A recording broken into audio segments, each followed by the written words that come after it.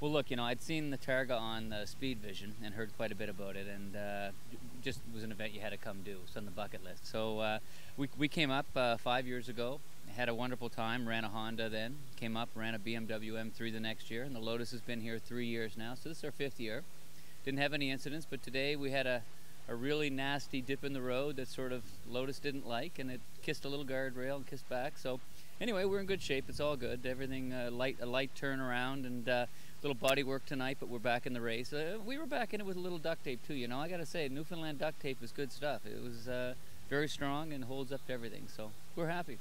Obviously, you've been back, for 4 consecutive years after the first year, so there must have been something good about it. Is there something particular about Targa that kind of keeps you here? Maybe just the environment you're in? Well, I think everybody says the people to people, but it's really the truth. It's like saying, the stove is hot, don't put your hand on it, and you do, and you really feel it. I think that's the same with the people here. You keep saying the people are really great. Like even when this incident happened, people were out there in 2 seconds. How do we help you? How do we get that, get you back on the road? And we were back on the road in 20 minutes and onto the next stage. And it's just wonderful to see people get out and be really genuinely caring.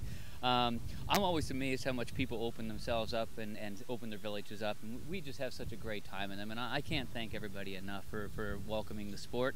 We do everything we can to make it really safe. This was an unusual little touch of the guardrail, and again, it's going to happen. You play hockey, you get guys that lose their teeth, and we lost a couple grill parts today.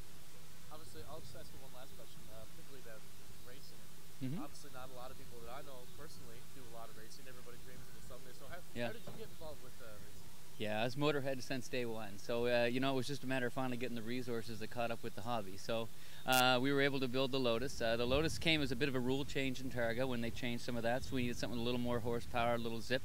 And you know what, by and large, it does really well. We run a lot of rough stages this particular event, and no problem. So this was just an unusual combination with the way that we hit the event, or the bump, and it kicked the back end up really high and unsettled the car, and it's going to happen. A really rough section of road, a lot of gravel, and away we go.